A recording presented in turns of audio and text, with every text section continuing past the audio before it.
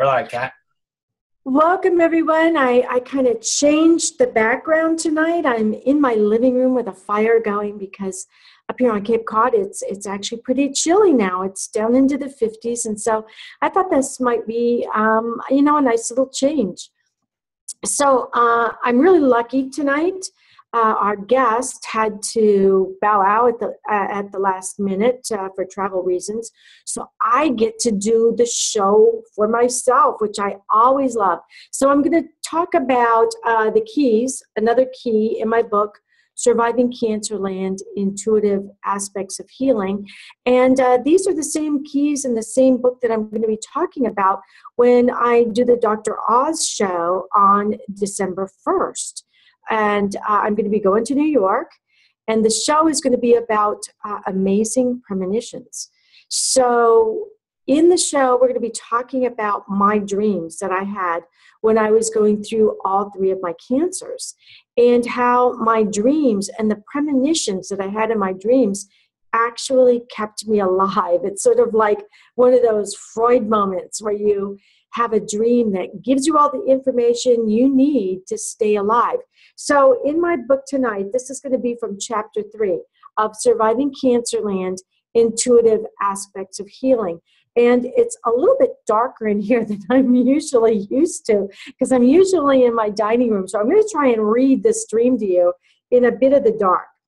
So in this dream, a young secretary in a hospital waiting room holds a clipboard in her hand and tells me the doctors are going to call me. You have let this go on far too long, and now it has gotten into everything, she says, and then disappears. So this dream scared the bejabbers out of me. I woke up as soon as it was over, and the interpretation that I came up with immediately, it wasn't like I had to look for symbolism, right? It was pretty front and center. It was that the dream is a duality that says, I need to heal my inner self and my life. I had allowed things that had bothered me to go on for far too long by being passive. And so in the physical realm, the dream told me this lump that I had discovered that the doctors couldn't seem to find was much worse than I actually think, and that it's been there for far too long. So as it turns out, this lump that I had found that the doctors couldn't feel wasn't showing up in mammograms. Nothing was showing up in my blood tests, was actually stage 2, and it spread to a lymph node. So it had been going on for far too long. So at the end of that chapter, which is chapter 3, the survival keys, I think we've talked about these before in my book. One of the keys is fearlessly seeing crisis for what it truly is. Crisis leaves no belief systems or relationships unchallenged. It shakes your world to its foundations. So when you are in a crisis, whether it is a health crisis, or it's an emotional crisis with a relationship, or it could be a love relationship, it could be a relationship with your mother or your father or a sibling. That crisis could be the result of you being passive when it comes to dealing with that crisis. Crisis is a call to action. It's time for you to do something different. In my case, when it came to my cancer, believe it or not, I was being passive when it came to things that were going on in my relationship, in my marriage, with family members, and I needed to refine my voice. I needed to stand in my power and speak my truth. In a dream previous to this one, I saw myself in my car, in my own car, in the passenger seat. And other people would take turns driving my car.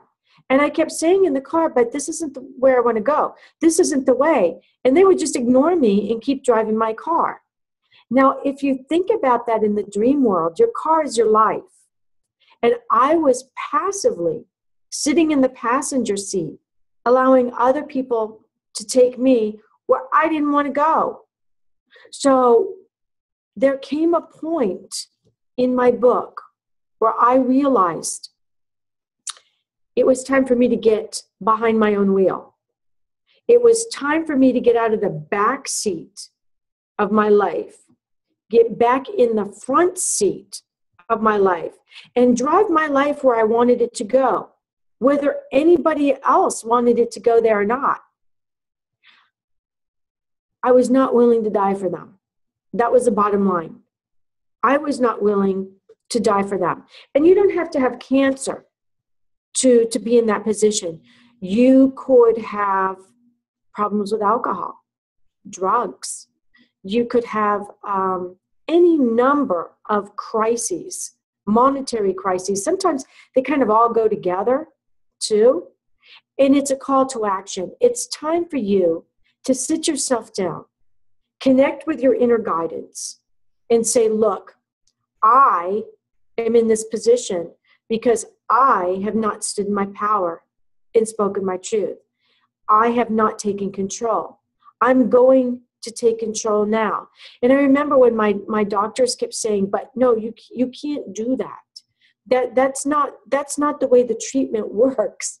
They hated to see me walk into the room. They really did. Because once I got back in the driver's seat, I was not relinquishing that position ever again. I had control of the wheel, and I was going where I wanted to go. And I remember at one point saying to them, I'd much rather die from my own mistake than to die from someone else's. That's just where I am right now.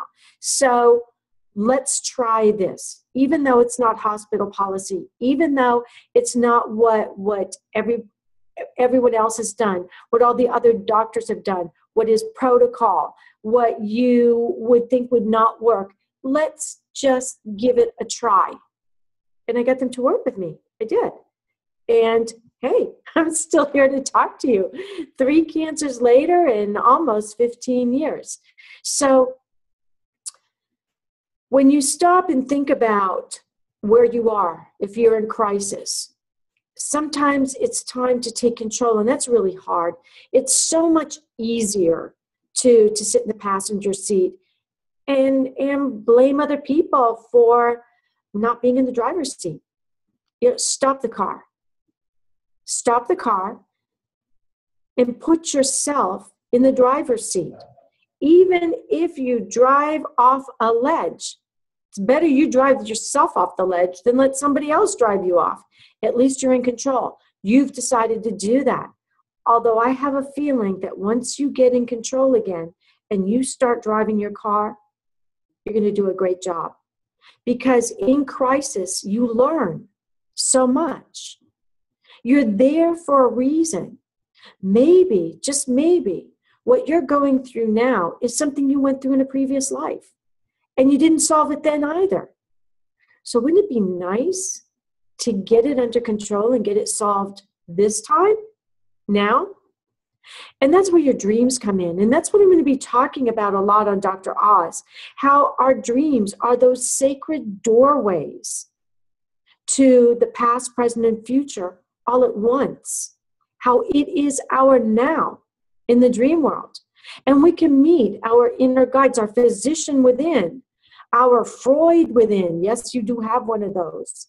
And they can help you get back on your personal path. Nobody else can really walk your path except you. And you've got to get back on it, and they can help you because nobody, but nobody knows you better than you know yourself. You've been with you since your conception.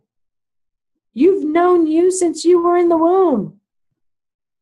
So if there are things about you that you may not want to share with anyone else, but that's okay. All of your inner selves, they all know about it too. And so in your dreams, you can have a conversation with them. Our dreams are not just for premonitions, precognitive dreams, to tell you the future. Sometimes our dreams can help us work through a problem. You can kind of try different things on in a dream, as it were. You know, imagine every crisis is an outfit. You get to try it on, look at it in the mirror, decide what needs to be changed. Should you pull the sleeves up? Should you take the hem up? And you've got this opportunity to work through that crisis. And you know what? It's okay in your dream if you lop somebody's head off. Yes, it is, because you didn't really do it. You're not going to go to jail, but it may be a way for you to get rid of pent-up anger. Chances are, if you've got that anger that you've been keeping locked in a room, it might be time to let it out. Just let it do some karate chops on people. It's all right. And then when you wake up, you'll realize that's not really a solution you would care to do in the waking world. But by golly, by George, that felt really good in the dream. You know, you wake up, and you're going, you know, I wouldn't do that in my home or anywhere else. But, you know, maybe instead of lopping their head off, maybe I need to distance myself from them. Because the quickest way to change somebody else's behavior is to change your behavior first. So you don't necessarily have to do, you know, a Queen of Hearts episode in, you know, Alice in Wonderland and off with their heads. No, you can say the quickest way to change their behavior, which is not acceptable, is to change my behavior, which will be to distance myself from them until they act appropriately when they're in my presence. And that's a great solution. And then you can try that on in your dream too. Every time you see them show up in the dream, take a different path and work through your crisis. Find the solution that works for you. So thank you so much for being with me this evening. Again, Surviving CancerLand, Intuitive Aspects of Healing. It's won 4 book awards. Make sure you join me when I start the Nautilus Book Awards Spotlight, where we are going to be featuring Nautilus Book Award authors who won awards, the Silver Award, the Gold Award, and their books are awesome. And I'm also one of the Nautilus Book Award winners. So until I see you next Monday, have a great week. Embrace your crisis. It's yours, and you can work through it. It's a call to action. Get to work. Until then, have a great week. You've been watching Cat Kanavos show here on New Earth International.